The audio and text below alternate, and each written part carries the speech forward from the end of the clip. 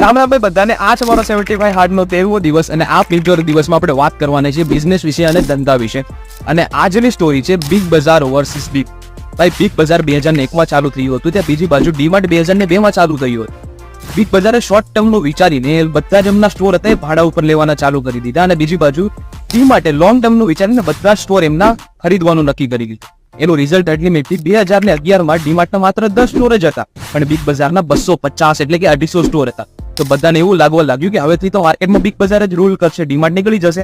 પણ 2011માં આવી મંદી, રિસેશન આવ્યું, એના કારણે આખી ગેમ ઉલટી પડી ગઈ.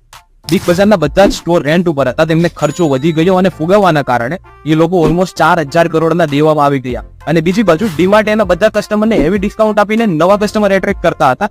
ત્યાં એક બાજુ બિગ બજારને સર્વાઈવ કરવું પણ અઘરું પડી ગયું હતું. અને આજના દિવસમાં ડીમાર્ટના 306 સ્ટોર છે અને 31000 કરોડનું રેવન્યુ કરે છે, જ્યાં બીજી બાજુ બિગ બજાર દેખાતું પણ નથી.